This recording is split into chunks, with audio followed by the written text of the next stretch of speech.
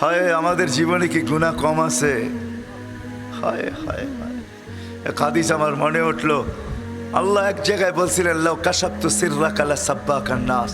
ও মানুষ, তোর ভুল ত্রুটিকে আমি লুকায়া দিই। যদি আমি লুকায়া না দিয়ে খুলে দিতাম, তাহলে সমাজে ফুলের মালার তোরণ, সমাজে তোর জন্য জুতার মালা তৈরি হইতো, জুতার মালা। মানুষ তোকে জুতা পিটা করতো, জুতা পিটা। কি বলেন, এরকম গুনাহ জীবনে নাই? আপনাদের নাই, আমার আছে। আল্লাহ লুকায় রাখছেন। তো বলছে, বন্ধু যদি এরকম গুনাহ জানেন তখন কি করবেন? তখনও তো লজ্জা পাবেন না? পাবেন না? বলে তখন তো পাবো। বলে তাইলেও তো আপনার সাথে আমার ডিট এটার বিপরীত হয়ে যাবে। আমি বলছি আপনাকে লজ্জা দিব না। বন্ধু শোনেন, আপনার উম্মতের হিসাব কিতাব সবার সামনেও নিব না, আর আপনাকেও জানতে দিব না। আমি আল্লাহ পর্দার ভিতরে নিব, পর্দার ভিতরে। মুহাম্মদুর রাসূলুল্লাহ আমাদেরকে গন্তব্যে পৌঁছানোর জন্য আসছে। আমি তো বলি, মেরাজ ঈর্ষার বশীভূত হয়ে আল্লাহ সইতে পারতেছিলেন না। যদিও আল্লাহ দেখেন আকরাবু মিন হাবলিল ওয়ারিদ, জিবরিল আইসা বন্ধুর হাঁটুর সাথে হাঁটু লাগায় বসা যায়, আবার হাঁটুতে হাত রাইখা জিজ্ঞাসা করে, এক একটা প্রশ্ন করে আল্লাহ রসুল জবাব দেয়, আল্লাহ রসুল জিজ্ঞাসা করে, জিবরিল জবাব দেয়। আল্লাহ মনে হয় এগুলা সইতে পারতেছিলেন না, এই জন্যই মেরাজ সংগঠিত করছেন যে জিবরিল আর চলতে দেওয়া যায় না। তুমি বন্ধুর কাছে যাবে, বন্ধুর সাথে বসবে, আর বন্ধুর কথা বলবে, তুমি শুনবে, তুমি বলবে, বন্ধু শুনবে। এটা আর চলতে দেওয়া যায় না। আমি বন্ধুকে উঠায় নিয়ে আসবো, আমার পাশে বসাবো, তোমাকে মধ্যখান থেকে আউট করে দিব। আমি বন্ধুকে দেখবো, বন্ধু আমাকে দেখবে, আমি বলবো, বন্ধু শুনবে, বন্ধু বলবে, আমি শুনবো, তুমি আউট। এই জন্য আল্লাহ মেরাজ করাইছেন। ওই ব্যক্তিত্ব আসছেন আমাদেরকে জান্নাতে নিয়ে যাওয়ার জন্য, গন্তব্যে নিয়ে যাওয়ার জন্য। এই জন্যই তো যদি বুঝে আসে, হায় হায়, সব জায়গায় সব হারাইছেন কিন্তু আমাদেরকে হারান নাই। সবাইকে ভুলছেন কিন্তু আমাদেরকে ভুলেন নাই, বা ভুলবেনও না। সব ভুলে গেছেন। আরো সে যখন গেছেন তো সব ভুলে গেছেন, আর ওটা ভুলারই মুহূর্ত ছিল। আল্লাহ কোত্থেকে তাজাল্লি দিয়েছেন মুসা আলাইহিস সালামকে? 70,000 পর্দার ওই পার থেকে তাজাল্লি দিয়েছেন। মুসা আলাইহিস সালাম সইতে পারে নাই, 40 দিন বেহুশের মতো ছিলেন। 40 দিন। কতদিন? আর আমাদের নবীজি পাশে বসা। কোথায়? এখানে হারায় যাওয়ার দরকার ছিল, কোনো পর্দা নাই। আল্লাহ জিজ্ঞাসা করছে, কি চাইতে আসছেন? কয় কিচ্ছু না, উম্মত চাই, উম্মত। কি কি চাই?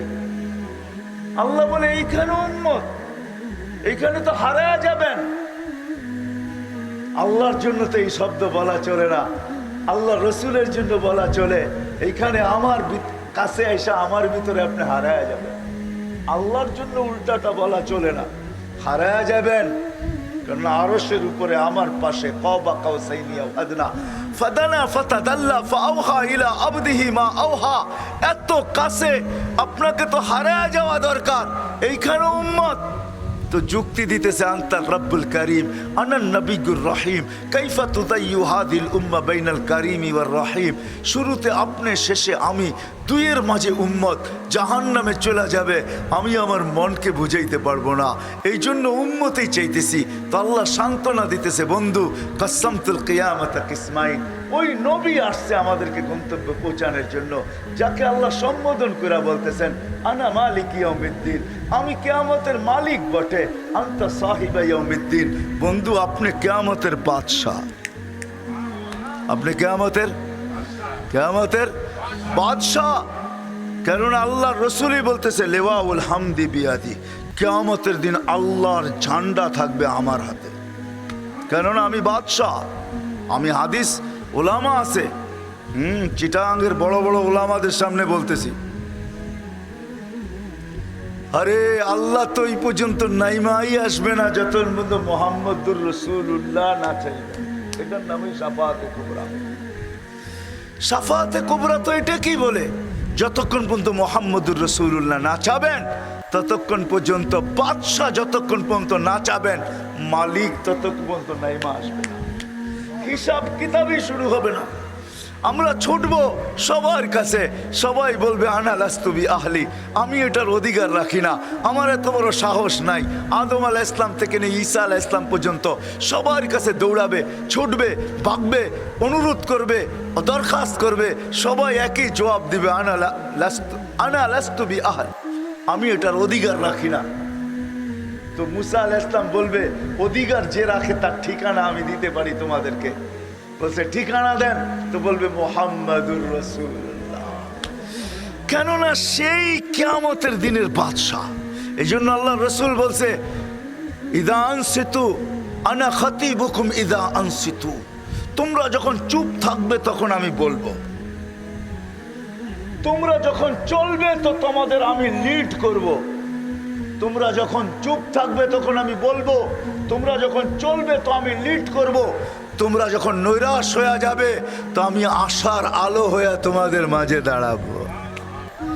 ওই মুহাম্মদুর রাসূলুল্লাহ আসছেন, যিনি আমাদেরকে গন্তব্যে নিয়ে যাওয়ার জন্য।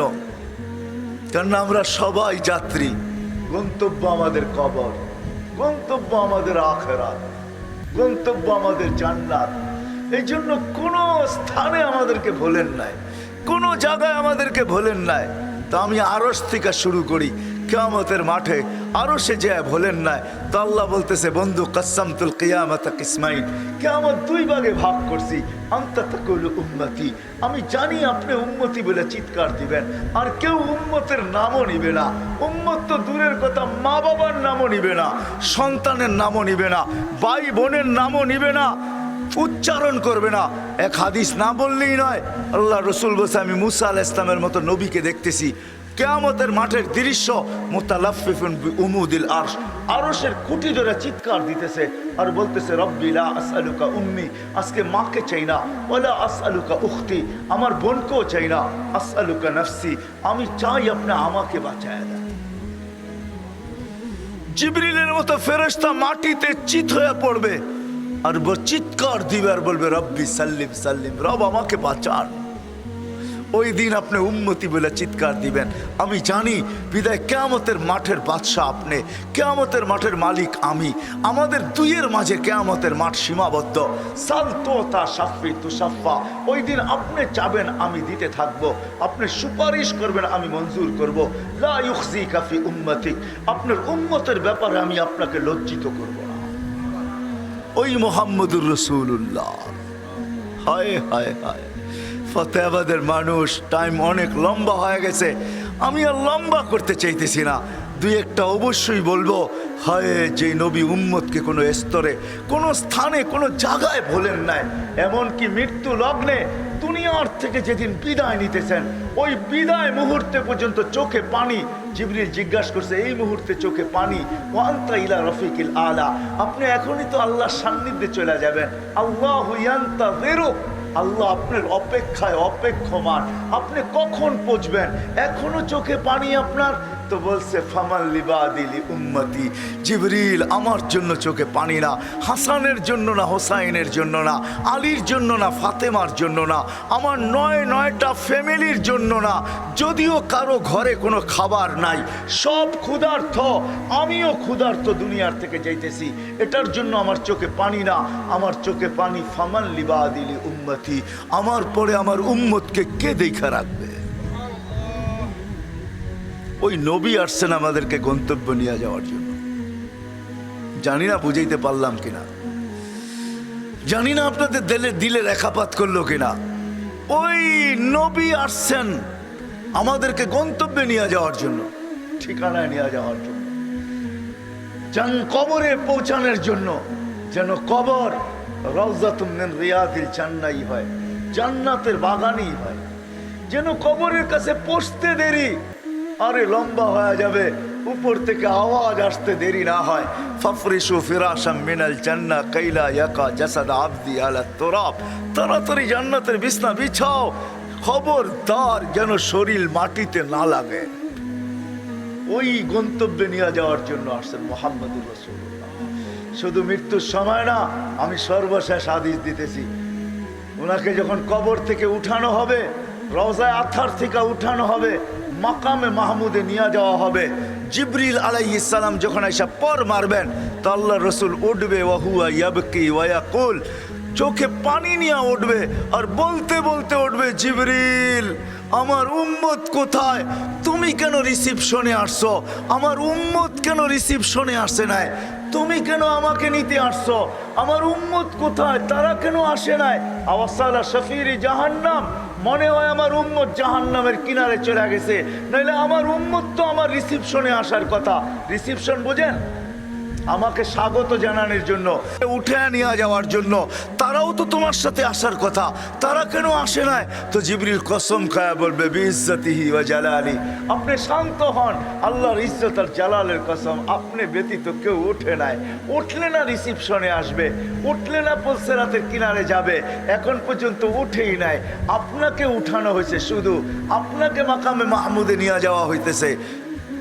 হায় হায় ফাতাহাজ্জাত বিহি নাফিলাতাল লাক আসা আইয়াব আসাকা রাব্বুকা মাকামান মাহমুদা।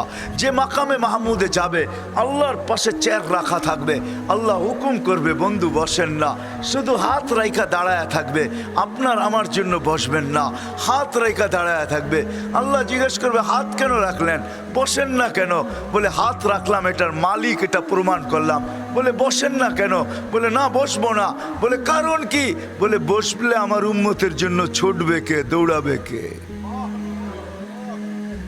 হায় হায় হায়, ওই নবী আসছেন আমাদেরকে গন্তব্যে নিয়ে যাওয়ার জন্য, সহজভাবে নিয়ে যাওয়ার জন্য, সহজ। এই জন্যই তো কোনো সুযোগ হাতছাড়া করেন নাই, কোনো সুযোগ না। আরো সে যেও হাতছাড়া করেন নাই, আল্লাহ লিখতে বাধ্য হয়েছেন। বাধ্য তো বলা যাবে না আল্লাহকে, ভুল হয়ে গেছে আমার।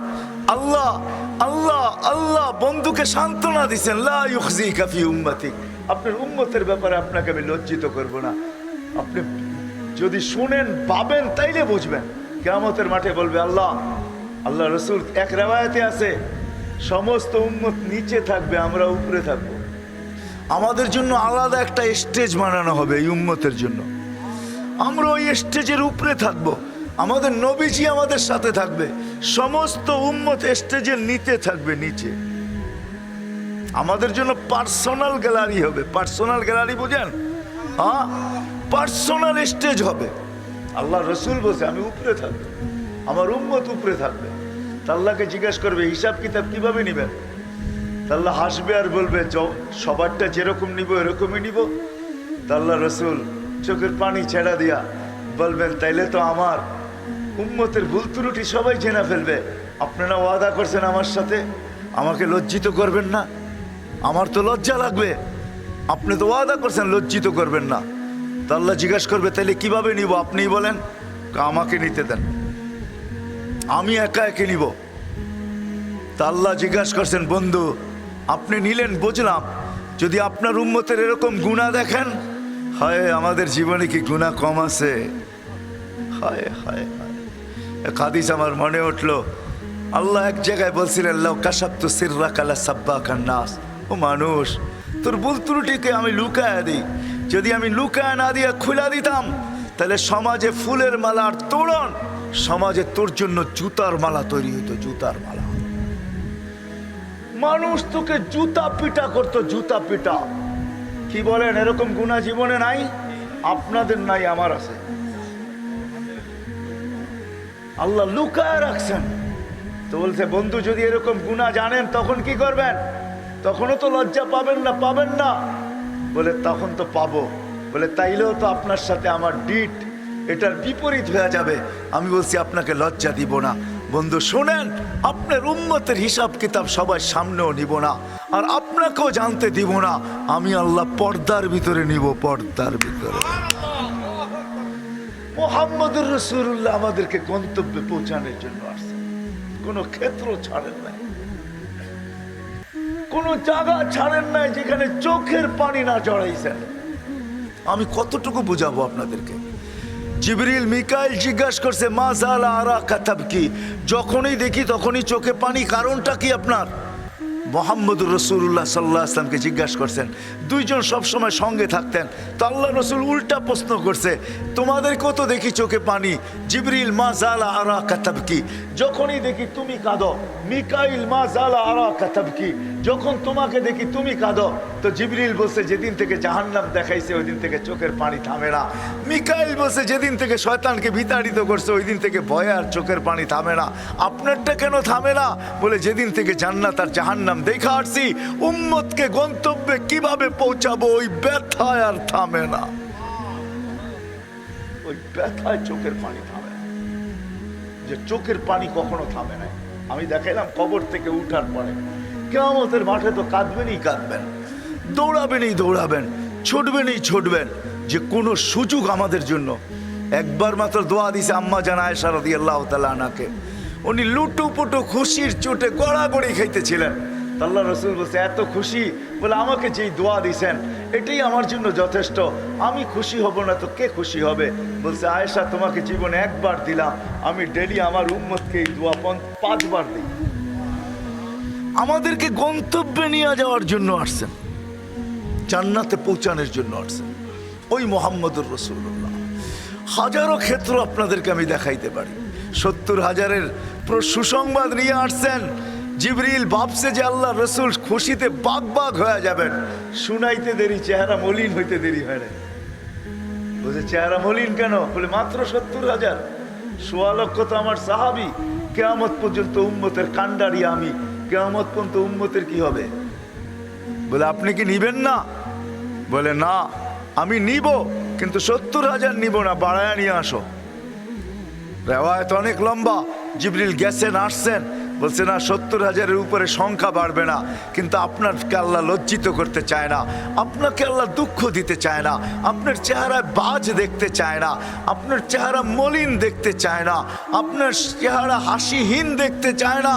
আল্লাহ ব্যবস্থা করছেন 70,000-এর প্রত্যেক ব্যক্তি 70,000 হাতে ধরে জান্নাতে নিয়ে যাবে। কতজন হবে জানেন? জানেন কতজন হবে? 490 কোটি হিসাব কিতাব ছাড়া জান্নাতে যাবে। কত? 490 কোটি কয়টায় হয়? কজনে হয়? 490 কোটি।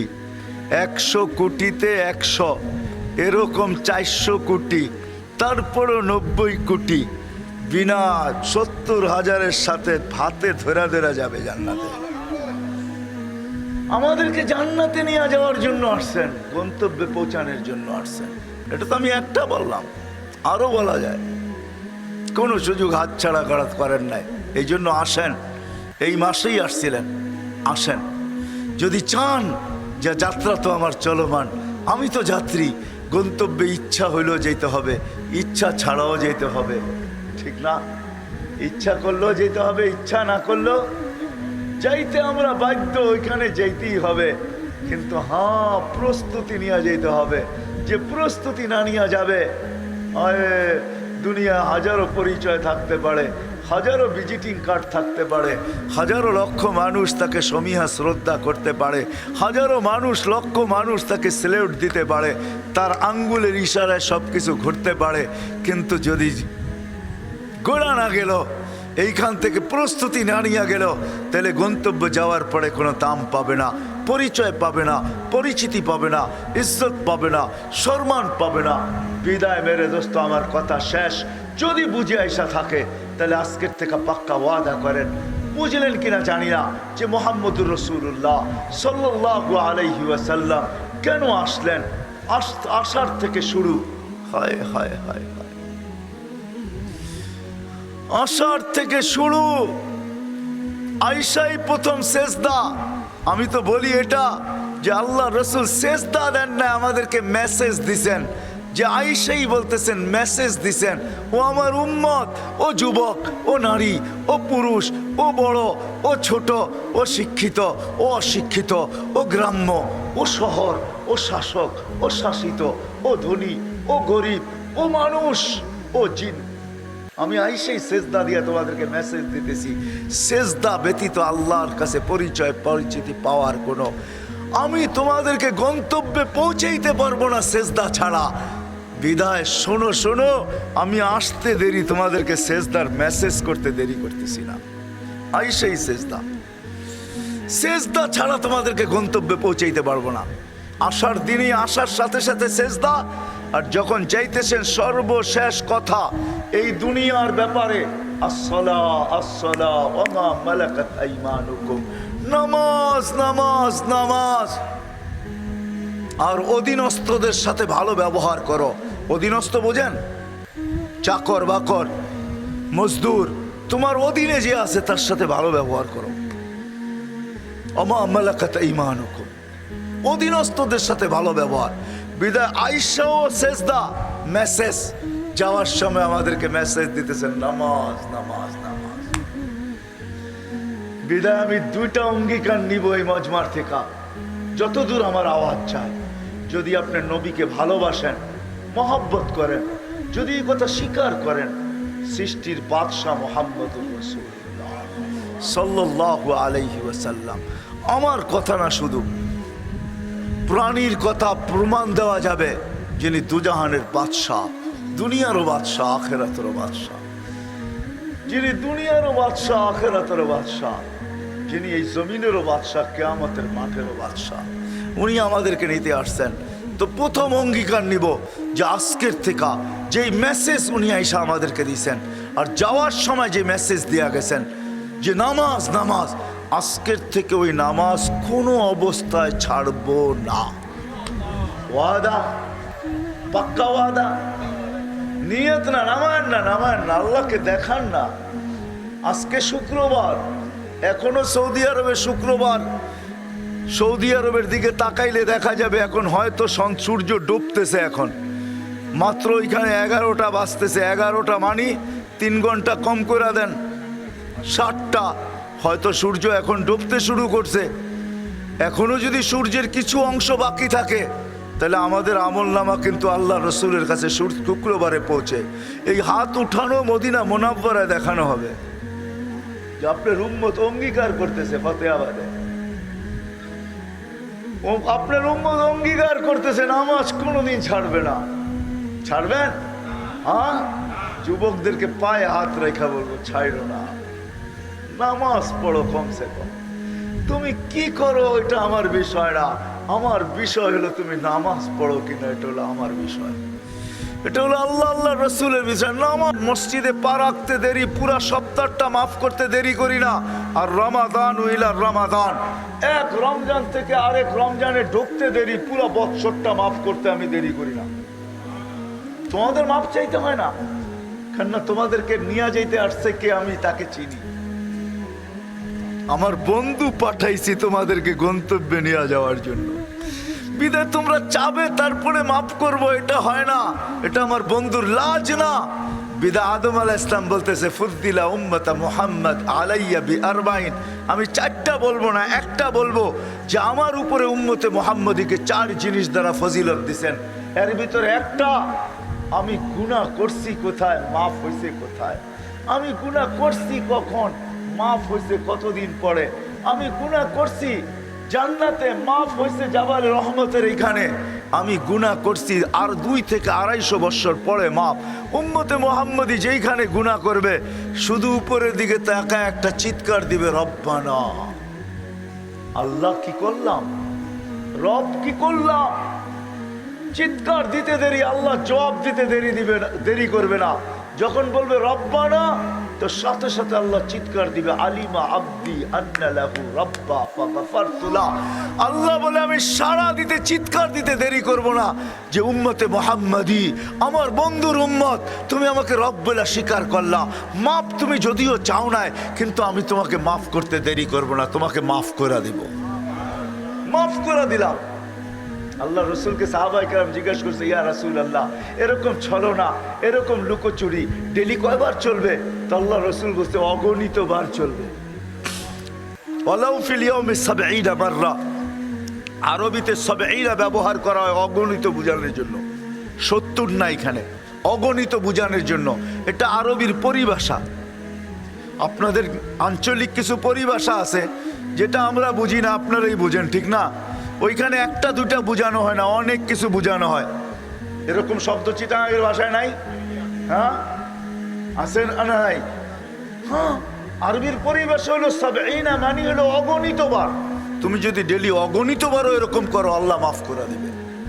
বিদায় দ্বিতীয় অঙ্গীকার, যিনি আমাদেরকে নিয়ে আসছেন, নিয়ে যাওয়ার জন্য আসছেন, আসেন। মহব্বত তো করি বটে, এতে কোনো সন্দেহ নাই, কিন্তু আজকের থেকে দুইটা কাম করব। ওই নবীকে মূল্যায়নও করব। আজকে আমরা মূল্যায়ন করি না। মহব্বত করি বটে, কিন্তু মূল্যায়ন করি না। যদি মূল্যায়ন করতাম, তাহলে ওই নবীর চোখের শীতলতা, আল্লাহ রসুল বলছে কুররাতু আইনি বিয়াস সালাহ, নামাজ আমার চোখের শীতলতা। চিৎকার দিয়া বলছে উম্মতি, ও আমার উম্মত, ও আমার উম্মত, আলাইকুম বিসুন্নতি, আলাইকুম, আলাইকুম। আরবি আরবি, এটা আলাইকুম, এটা গুরুত্বের জন্য বুঝাইছে, তোমাদের উপরে না, এটা উপর না, এখানে আলা, আলাইকুম। ও আমার উম্মত, ও আমার উম্মত, আমার সুন্নত, আমার সুন্নত, আমার জিন্দেগি, আমার ক্যারিয়ার, আমার লাইফ, গ্রান্টেড লাইফ, আমার জিন্দেগি, আমার সুন্নত, যার উপরে ঘোষণা দিতেছেন মান আহইয়া সুন্নতি ইনদা ফাসাদি উম্মতি ফালাহু আজরু মিয়াতু শহীদ। আপনি মানুষ একটা, 100 শহীদের সওয়াব দিয়ে আপনি করবেনটা কি? একটা দিলেই তো হইতো, একটা দিলেই তো বেড়া পার, ঠিক না? কি কোন হুজুর, 100টার দরকার কি ছিল? বলতেছে একটা সুন্নত যদি চিন্তা করো, তাহলে 100 শহীদের সওয়াব দেওয়া হবে, 100 শহীদের। হয় আপনাদেরকে আমি কেমনে বুঝাবো? এই উম্মতের শহীদের প্রকার জানেন? কয় প্রকার শহীদ এই উম্মত? কয় প্রকার বলতে পারেন কেউ? এই উম্মতের শাহাদতের প্রকার কয়টা? হ্যাঁ কি? হ্যাঁ 10 প্রকার, ঠিক না? কেউ বলবে 14 প্রকার, আমি বলতেছি 56 প্রকার। কত কত? আমার কাছে দলিল আছে, দলিল চেলে দেখায় দেব। কত প্রকার? আল্লাহ যেন চায় বন্ধুর উম্মত একজন আসুক, কিন্তু শহীদ না হয়ে আসুক, এটা চাই না। নাহলে 56টা কেন বানাইতেন? 56 প্রকার শহীদ। কত? আরে এত প্রকার হওয়ার কারণ কি? কেউ যেন আমরা শহীদ ছাড়া না মরি, এই জন্য এতগুলো প্রকার। কার কারণে? মুহাম্মদুর রাসূলুল্লাহর কারণে। শহীদের হিসাব আছে নাকি? না কিতাব আছে? কিচ্ছু নাই, ঠিক না? এই উম্মতেরও নেই, নাহলে এত শহীদের প্রকার দিবেন কেন? 56টা প্রকার। কয়টা? 56 প্রকার শহীদ এই উম্মতের, 56 প্রকার শহীদ মুহাম্মদুর রাসূলুল্লাহ সাল্লাল্লাহু আলাইহি ওয়াসাল্লাম। এই জন্য দ্বিতীয় ওয়াদা যে মেরে দোস্ত, আমরা মোহাব্বত করি কিন্তু মূল্যায়ন করি না, কদর করি না। আজ থেকে মূল্যায়ন করবেন? হ্যাঁ ওয়াদা? বিলকুল। আমি মূল্যায়নের রাস্তা দেখাইতেছি, আপনারা সামনে দেখাইতেছি না। আমার মূল্যায়ন যদি আপনি করেন, ওয়াদা করলেন, তাহলে কালকে সকাল থেকে নবীর সুন্নত ডেলি একটা হইলেও আপনাকে শিখতে হবে। একটা শিখবেন, ডেলি একটা শিখেন, এর উপরে আমল করেন। এক সুন্নত বড় দামি, মান আহইয়া সুন্নতি। আজকে মোহাব্বত আছে কিন্তু মূল্যায়ন নাই। হয় মূল্যায়ন যদি থাকতো, চিটাঙের মানুষ রাগ হয় না। যেইখানে পায়ে পায়ে ওলামা বাজে, যেই বৃহত্তর চিটাঙে পায়ে পায়ে ওলামা বাজে, ঠিক না? কি বলেন? সারা বাংলাদেশের ওলামা কই তৈরি হয়? হ্যাঁ, গোডাউন কোথায়, ফ্যাক্টরি কোথায়, হাটহাজারি কোথায়, পটিয়া কোথায়, জিরি কোথায়, বাবুনগর কোথায়, নানুপুর কোথায়, ফতেহাবাদ কোথায়, মেখল কোথায়, আরে কৈগেরাম কোথায়, নাজিরাট কোথায়, তালিমউদ্দিন কোথায়, সাজ্জা মাদ্রাস কোথায়, সব চিটাগাং। যদি মূল্যায়নই করতেন, কদরই করতেন, তাহলে যে নবী চোখের পানি জড়ায় বলতেছে আসসালা আসসালা, নামাজ নামাজ, আজান হইলে পুরা বন্ধ হয়ে যেত, মসজিদের দিকে ছুটত, সুন্নতি জিন্দেগি হইতো। না না না, নবীর স্টাইল হইতো, তাইলে আমাদের ঘরের স্টাইল অন্যদের স্টাইলে হইতো না, লাইফ স্টাইল আমাদের ভিন্ন হইতো না। কি বলেন? লাইফ স্টাইল ভিন্ন না? ভিন্ন না? হ্যাঁ, কি বলেন? আমি তো মাঝে মাঝে চিটাঙ্গে বলি যে মাটির ঘর কয়েকদিন জাদুঘর, কয়েকদিন পরে জাদুঘরে যাবে, ঠিক না? চিটাঙ্গে আগে মাটির ঘর ছিল না, আছে এখন। হ্যাঁ, ওইগুলার থেকে একটা উঠে জাদুঘরে নিয়ে রাখবো, যে এটা ঐতিহ্য ছিল, এটা ঐতিহ্য মাটির ঘর। এখন সব বিল্ডিং, ঠিক না? পাক্কা ঘর, পাক্কা। তাহলে আমাদের জিন্দগির লাইফ স্টাইল চেঞ্জ হতো না, আজকে লাইফ স্টাইল চেঞ্জ হয়ে গেছে, নবীর সুন্নত ছেড়া দিছে। এই জন্য পায়ে হাত রাখা বলবো, যদি আপনি মহব্বত করেন, কালকের থেকে মূল্যায়ন করতে শুরু করেন। মূল্যায়নের প্রথম ধাপ হলো নামাজ, দ্বিতীয় ধাপ হলো নবীর জীবনকে শিখা, সুন্নতকে শিখা। ডেলি একটা হলো সুন্নত শিখেন আর নিজের জীবনে প্রতিফলিত করেন। একটা সুন্নত যদি আল্লাহর কাছে গ্রহণযোগ্যতা পর্যন্ত পৌঁছাইতে পারেন, আল্লাহর কাছে যদি কবুল হয়ে থাকে, খোদার কসম, এক সুন্নত এক পাল্লায় সমগ্র জগৎ না, এরকম 10 জগৎ যদি আরেক পাল্লায় দেওয়া হয়, সুন্নতের পাল্লা ভারী হবে, ওয়েট বেশি হবে আর দামও বেশি হবে। আল্লাহর ওয়াদা, ইন কুনতুম তুহিব্বুনাল্লাহ, ইন কুনতুম তুহিব্বুনাল্লাহ ফাত্তাবিউনি ইউহিব্বুকুমুল্লাহ। হায় হায়, এই জন্য আবার সবার পায়ে হাত রাখা, যেমন নামাজের ওয়াদা করছেন, বলেন যে আমরা কালকের থেকে নবীর সুন্নতের মূল্যায়ন করব, সুন্নত শিখব। আর চিটাঙ্গের মানুষ, আপনাদের শিখা কোনো কঠিন না, বললাম না, পায়ে পায়ে ওলামা, ঘরে ঘরে ওলামা, প্রত্যেক এলাকায় ওলামা ভরা। আপনাদের সহজ শিখা, এদের কাছ থেকে শিখেন, নবীর সুন্নতের উপরে আমল করেন। নবী আসছেনই আমাদেরকে গন্তব্যে নিয়ে যাওয়ার জন্য, কাঁদায়েন না। কাঁদতে কাঁদতে দুনিয়ার থেকে চলে গেছেন, আজকেও কবরে কাঁদতেছে, আজকেও কাঁদতেছে। আমার কাছে দলিল আছে, হাজারো আল্লাহওয়ালারা দেখছেন আল্লাহ নবীর কবরে কাঁদতেছেন। জিজ্ঞাসা করছেন কাঁদেন কেন? বলছে উম্মত উম্মত উম্মত উম্মত উম্মত, আমার উম্মতের জন্য কাঁদে, এক এক দেশের উম্মতের জন্য কাঁদেন। আমার কাছে দলিল আছে, প্রমাণ আছে, বাংলাদেশের উম্মতের জন্য কাঁদতেছিলেন। জিজ্ঞাসা করছে কাঁদেন কেন? বলে বাংলাদেশের সরল সহজ উম্মতের জন্য কাঁদে। বাংলাদেশের উম্মত বড় সরল, বাংলাদেশের উম্মত বড় সহজ, বাংলাদেশের উম্মত বড় সাদা, বাংলাদেশের উম্মত বড় সোজা। এই জন্য ওদের জন্য আমার চোখের পানি ঝাড়াইতেছি, যে আমার উম্মত যেন কেউ ছিনায় না নেওয়া যায়, কেউ এদিক ওদিক না নেওয়া যায়। আজকেও কবরে চোখে পানি চড়তেছে। ও মেরে দোস্ত, শুধু মোহাব্বত বললে চলবে না, উম্মত নবীজির মূল্যায়ন করতে হবে, সুন্নতের মূল্যায়ন, কেরিয়ারের মূল্যায়ন, জিন্দগির মূল্যায়ন, যার অস্তিত্ব খুশবু, যে আসার পরে সুঘ্রাণ। আরে আপনাদেরকে শেষটা শুনাইতেছি, যে দুনিয়াতে যাওয়ার পরেও সুঘ্রাণ। আসেম রহমতুল্লাহ আলাই তাবেই ছিলেন, আসেম রহমতুল্লাহ আলাই তাবেই ছিলেন, মসজিদে নববীর ইমাম ছিলেন। উনি যখন মুখ খুলতেন, মনে হইতো কে জানি খুশবুর তুফান চালাইতেছে। খুলতে দেরি, সামনে সুঘ্রাণ তুফানের মতো ছড়াইতে দেরি হতো না। কেরাত যখন পড়তেন, মসজিদে নববী না, পুরা মদিনার ভিতরে সুঘ্রাণের ঢেউ খেলতে থাকতো। পড়াইতেন যখন, কেরাত যখন পড়তেন, যখন ওয়াজ করতে থাকতেন, সুঘ্রাণ মনে হয় যেন ঢেউয়ের মতো বাহির হইতেছে। মদিনাবাসীরা চাইতা ধরছে, আসেম এই সুঘ্রাণ কোত্থেকে? বলছে বলার ছিল না, বাধ্য করতেছে যখন তখন বলতেইছি। স্বপ্নে আল্লাহ রসুল আসছিলেন আবু বকর ওমর রাদিয়াল্লাহু তাআলা আনহুমাকে নিয়া, আর আমাকে বলছে একটু কোরআন শোনাও, তোমার কোরআনের পড়া বড় সুন্দর।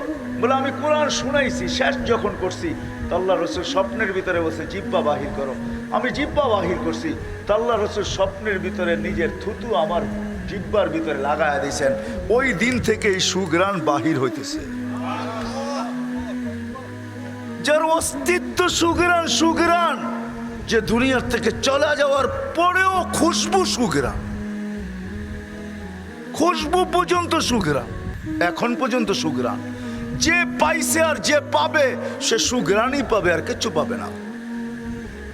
যে চোখে দেখছে, যে সান্নিধ্য স্বপ্নেও পাইছে, সে সুঘ্রাণই পাইছে, আর কিচ্ছু পায় না।